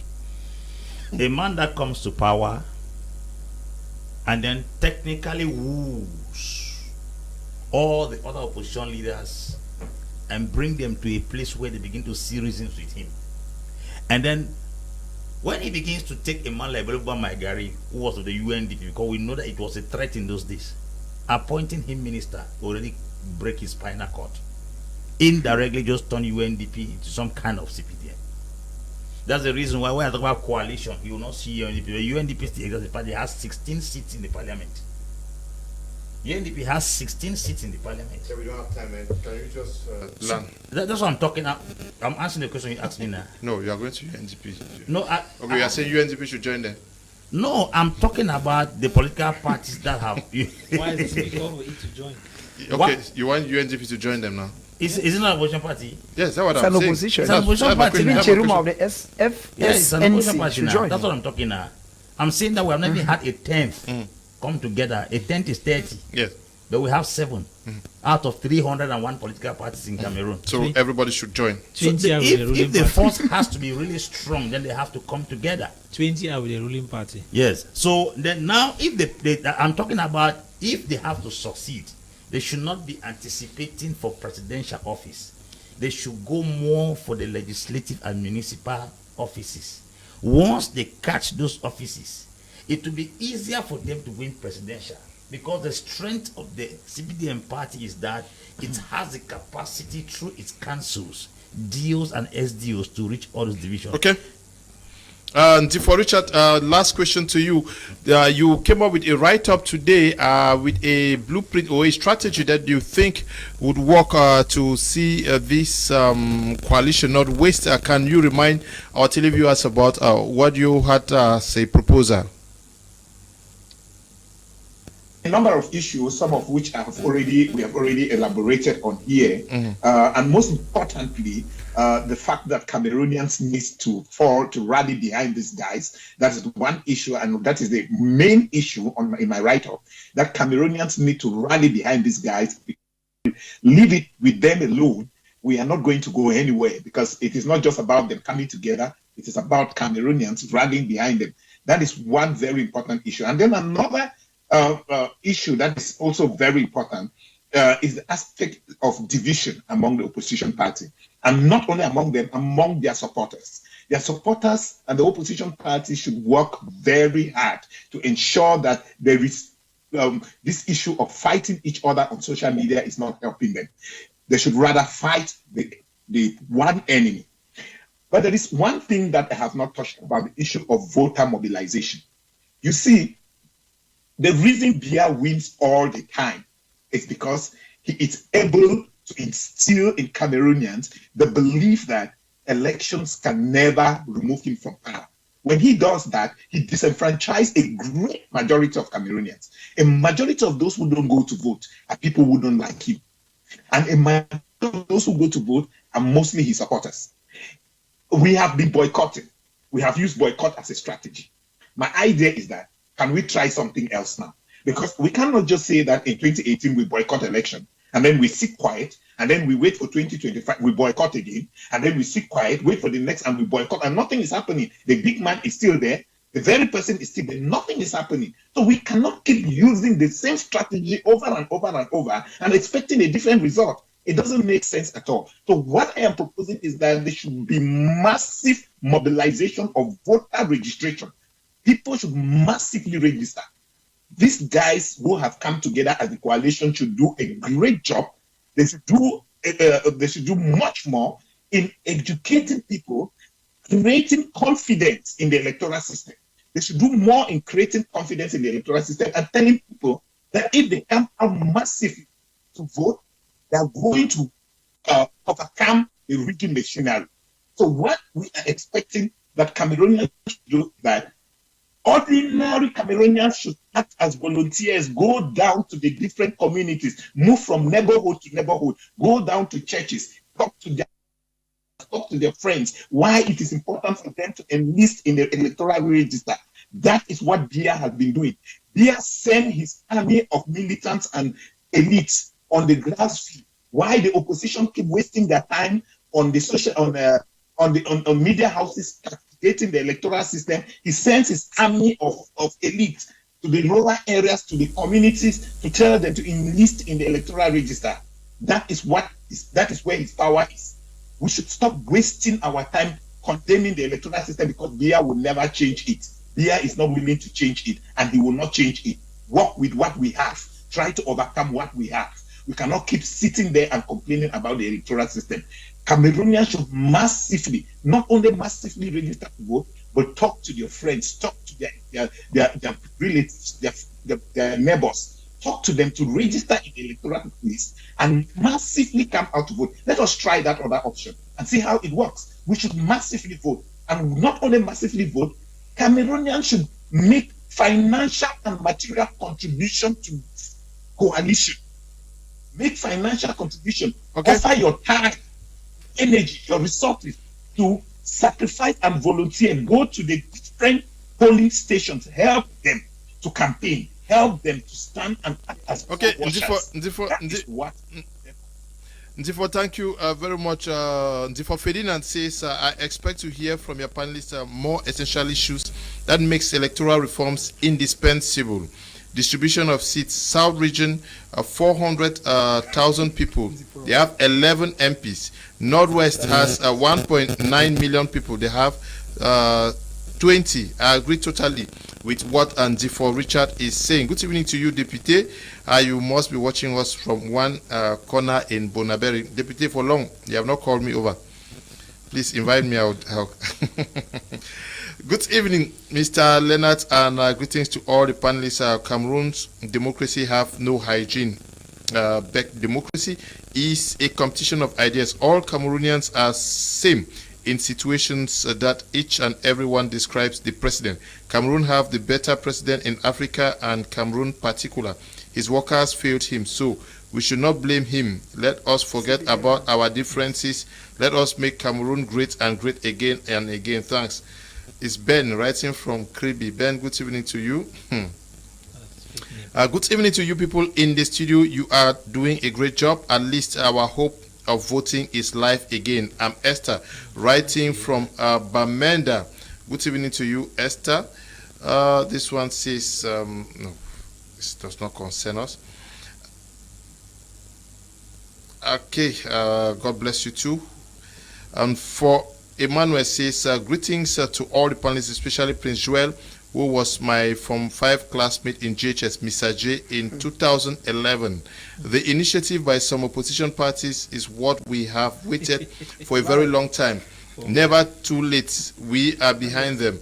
And for Emmanuel from Virgin Land in Bamenda, okay, good evening, Prince Joel's classmate. Good evening, Mr. Liu.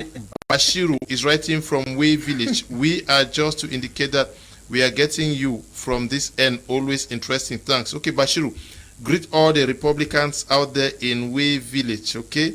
Good evening, Mr. Liu. The electoral code can only be changed if the forces of law and order will be saving the country, not individuals. They should copy what Malian military did to their president. I'm Fai Oliver, watching from From Tabenken, okay. Good evening, Mr. Liu and the co-panelists. I always enjoy your program, especially with my apostle who has lots of wisdom. The coalition is a very good initiative, having the Northwest, Southwest, and Littoral and Center region has achieved grounds for some of these opposition leaders. I do hope and encourage this team to be strategizing for 2025 with the main focus on the northern part of the country, because that's where I believe the ruling party mostly obtained victory in all forms. Franklin is writing from Yaoundé. Good evening, Mr. Liu. Please tell Pastor Ambe we need him to be leader of this country. He's very intelligent. Okay. Good evening, Mr. Liu. I had lost interest in elections in Cameroon because both the opposition and the party in power are not helping the common man. Thank God for this initiative has come to stay. Then some of us may have a rethink. Mr. Kumfred writing from Limbe. Good evening, Mr. Liu. Thanks for your very objective program and wonderful panelists. One of the greatest problems this coalition will have is the ability of some other local TV stations going ahead to have programs criticizing it, and those involved in it. Most of the media are very good at sabotaging others, but we pray this goes on well. Nelson is writing from the United Arab Emirates. Lambert says that Mr. Liu, the mindset of some locals, especially the Anglophones, is that whether opposition or not, they want independence. How will you convince some in Shukov to vote, knowing well that his or her vote will be considered? Okay, Lambert Kiven writing there. Good evening, Mr. Liu. This is interesting. It is a nice stand by the opposition parties. Hope they will be able to stand the test of time and make history. Unfortunately, no matter how hard they try to change the system, their greatest challenge will be the population, who are ready to sell their entire future for a cup of salt and bread and sardine. So they should be able to strategize on how to get the population vote for their ideologies than for their stomach. Babila Brian is writing from Bonaberry. Thanks, Mr. Leo, for the show. Civil servants should not do partisan politics. Polycarp is writing from Bamenda. Good evening to all of you watching us. We use this few minutes to say what for the question that was posed yesterday by the Bilingualism Commission. We are asking, how do you think hate speech and xenophobia can be regulated in Cameroon?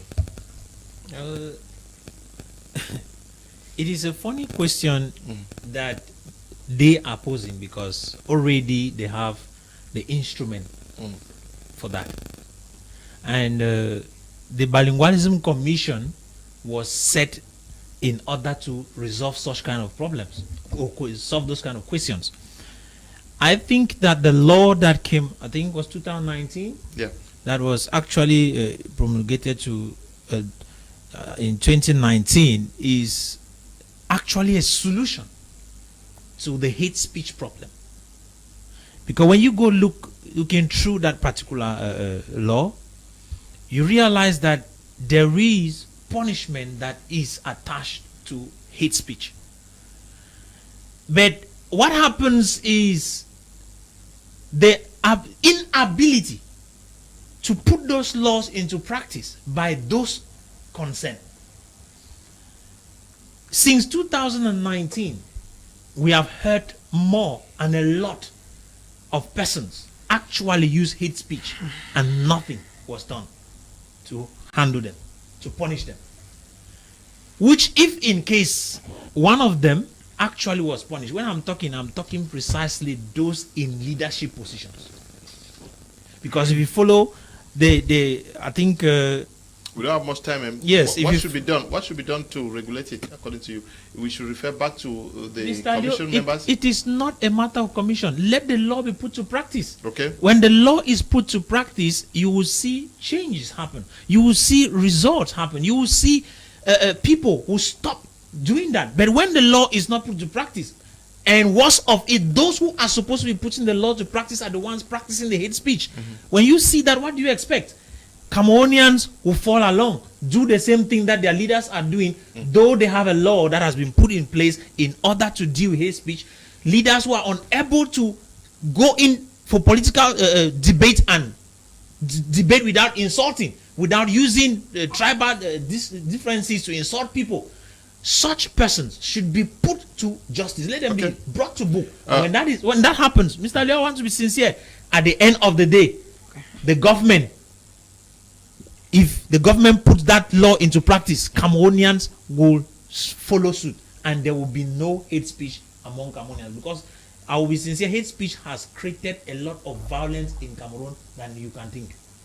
Okay, now, Prince Joel, we know of a law that was enacted in the country against hate speech, and with the bilingualism commission that is supposed to check all of this. Yet we still get an avalanche of hate speech on social media and on mainstream media. Is it the fact that the law has not been put into use, so the commission is not doing its work, and now asking what should be done? What would you say has not worked this far? It's just the applicability of the law, Mr. Liu. It's applicability of the law, because we still have terms, because hate speech is using abusive, threatening, or even written form of language that has got to undermine the race, the religion, or the sex of another person. When you say, for instance, that regalo bamendala, and those things keep coming up, because we are living in a society where when you cannot comport well, you cannot be well in the society, right? Bamenda. I feel that the problem here, Mr. Liu, is the law itself. Like Apostle Ambe was saying, we've seen traditional rulers who've come out and tell a group of persons who are giving you till tomorrow to quit this area, and the law does nothing. It went viral on social media. When you have ministers who still use languages, one minister held his cup of palm wine, was drinking, and said, even if they kill the whole Northwest, est-ce que ça m'empêche de boire ce verre, ça m'empêche pendant si vous voulez. Now, I think that the problem is the law. Because if we do not, because Cameroon is very good at, our laws are very good, Mr. Leo. At one time, there was a decision that had to do with indecent dressing. I remember at that time, around my 17, if they catch, even UB girls were very conscious. If they catch you dress indecently, it was something. No, if they're paying money, that's what I'm saying, Mr. Leo. They were paying money, which means that they were even caught. So the person who would not want to pay money will not dress illegally. So I'm thinking that the problem today, Mr. Leo, go to my neighboring Susa, my small village. When you go there and you even want to argue with my other brothers, who will tell you, those are some of those things. It means that there's this stigmatization. I think that there should be a law. The law should be applied. Yeah, but it is both ways. It is also very. Mr. Liu, we've been in the north. We've been in the northwest. We've been in the north. They are called. I want to believe that in the northwest, you hardly, if not because of the crisis now that has given a different vision to francophones. It's very true that you used to call some of them frogs, but I want to believe that the aggressive nature that some of the English people are having, even before the war, is not the case today. Why are you bringing this to francophone anglophones? We see the clear divide during the presidential elections, where the people of Sanaga Maritime, they will say vous êtes des Tontina, les Bamleke, and then you get the guys of the central region who say nous sommes les Ekang et on ne veut pas. How do we live in a country with all of this very obvious to everybody, with a law that is not applied? Mr. Lowe, let's just define what is hate speech. Okay. It is insult, dehumanization, demonization, discrimination through words to a group of persons or an individual. That is, either you are demonizing a person, demonizing the person, discriminating or insulting the person or a group of persons. Now, in an advanced society like America, America has difficulty in dealing with hate speech because there is freedom of speech. How do you fight hate speech in a society where there is freedom of speech? One has to go down. Those are two paradoxical ends that do not meet. They are parallel. There is freedom of speech. Freedom of speech means I have the right to say what I have to say. The right to insult you. I have the right to say what I have to say. That's freedom of speech. Are you saying that democracy is anarchy? Democracy is not anarchy. Yeah, but freedom of speech means that the freedom has limits, because Has limits. even in America there are laws, there are communication laws that regulate certain aspects. That's what I'm letting you understand, that when we are talking about freedom of speech, we have not defined it. There is a generic part of our constitution that says we have freedom of speech. What are the limits to that freedom of speech? But there's a law is that what we have to punishes start- those who use hate That is what speech. we have to start correcting the error.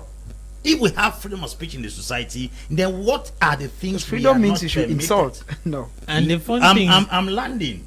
I'm landing. That's the reason why people are insulting.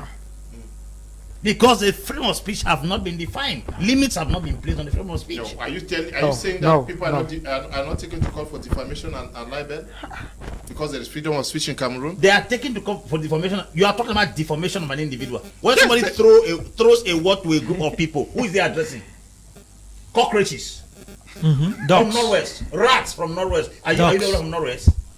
So we are dogs. talking here. If the governor addresses a region that they are dogs. kafars, who has he spoken to in that region? Did he come to your door? I'm from Norway, you are from Norway, you are from Norway. If they say Northwesterners are kafar, who is in Norway that is addressing to? That's what I'm telling them. If they talk about freedom of speech, we should define it. The issue is every particular department is supposed to have a unit, and we have to break down this thing into molecules.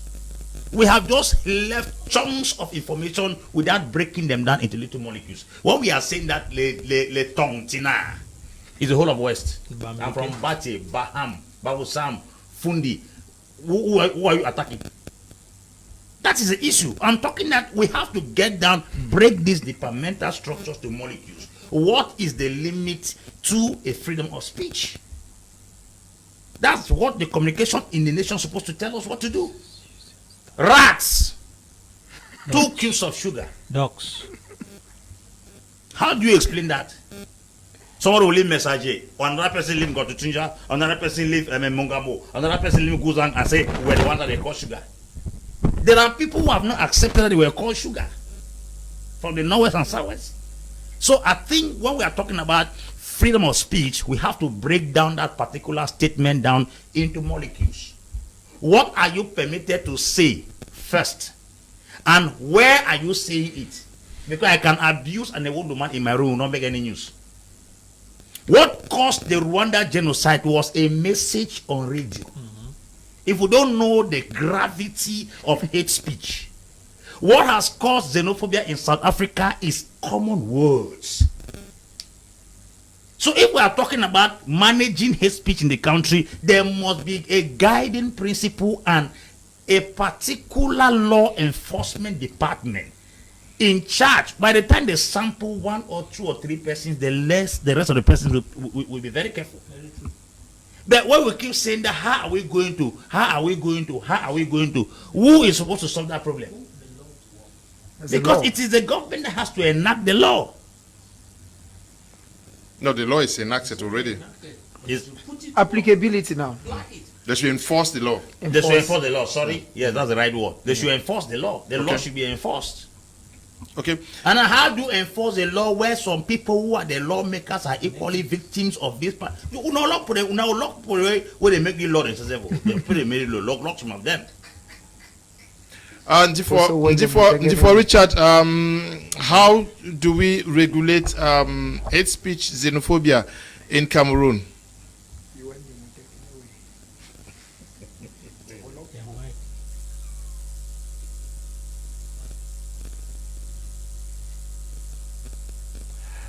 Seemingly there is a problem with Ndifo. Yes, I'm here, Leonard. It Okay, looks like my go on. my mic. Yes, my mic was muted. Okay. So what we are saying is that I said, like Apostle Ambe just said, we already have laws that regulate hate speech in Cameroon. The problem with the enforcement of that law is that there is a selective enforcement of the law. If somebody, maybe, let me just say, an Anglophone court for Francophones who are living in the Anglophone region to be chased out of the Anglophone region, that person is going to face the heavy hand of the law. But when somebody sits in Boya and say that Grafi people in Boya should move away and go back to where they come from, they pamper that person and tell him, oh no, it's not a good thing to say, oh, don't say that again. And the person walks on the street free. after saying such a thing with such a gravity that we know, and the person walks around freely. What example are we telling others that you can do the same thing and you go scot-free, and nobody will question you and nobody will ask you any question about that? And we find elites, some of them who are themselves lawmakers, who support the fact that this kind of statement does not warrant any kind of punishment from the individual, because the individual is only trying to protect what is theirs. To them, is the kind of statement that we hear coming from them. And so we think if we have to say that we are talking about his speech, we have to be serious about it. We have to be serious and crack down on these guys. We have people on social media creating fake profiles and making statements that are dangerous statements against a group of people of Cameroon on social media. It is not difficult to track those people on social media. It's very easy to track them. It's very easy to put them down. But the government will not do it because they are doing so to benefit the government. And the government is comfortable with that idea and they're fine with it. So what I'm saying is that there are individuals, we know of somebody who came out and make very funny statement about a group of people, to be very clear, makes funny statement about Northwesterners living in the Southwest. And that person was credited. The person was appointed, and he's somewhere in Yaoundé. I don't know what position he's holding for making a statement like that. So we live in a system where when you propagate hate speech, you are being awarded, you are being rewarded for doing so. And then the very people who reward you for propagating hate speech, they turn around and start paying lip service to, oh no, hate speech is not good. We should not do hate speech. If we want hate speech, we should talk about hate speech. We should clamp down on hate speech, irrespective of where it's coming from, irrespective of who is targeted. If it is Anglophones targeting Francophone, they should be cracked down. If it is a group of people targeting graphic people or Northwesterners, they should be cracked down. If it is Bassa people cracking down on Bamileke people, it should be cracked down. It should not be a selective application of the law, depending on who the government feels that is supporting them, who the government feels that is not supporting them. The crackdown on hate speech should be universal. It should apply to everybody on the same weight. There should not be selective application of the law. You and the panel, please, Apostle Lambe should form a political party and join the coalition. Okay. He has a vision that can revamp this country. He is the panacea that can take this country to the promised land. Cliff Fofung, writing from Bamenda, please.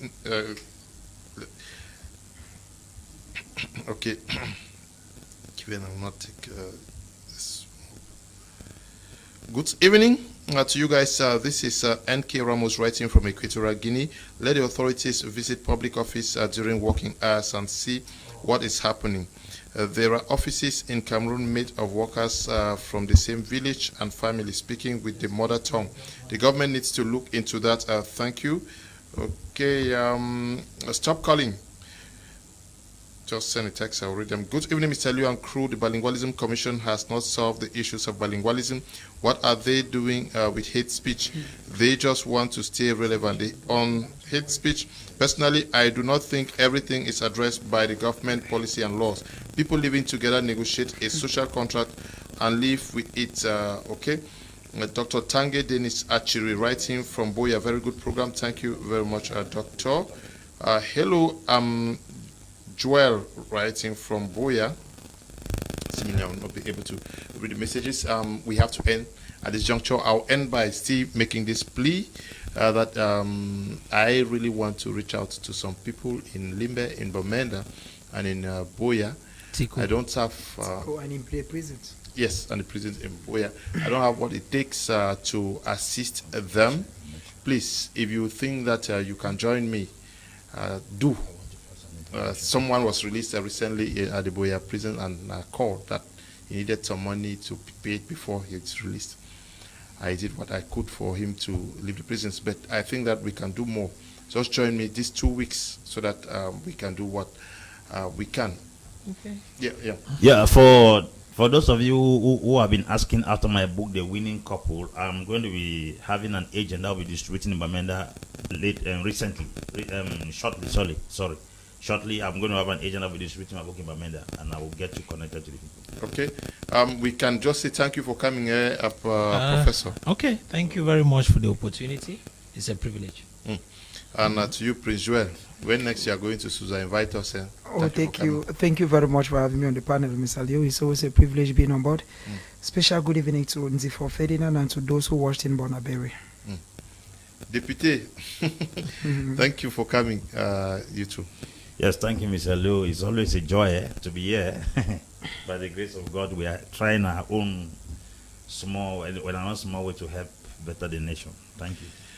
And to you, Nzifo, Richard, thank you for participating all the way from the United States.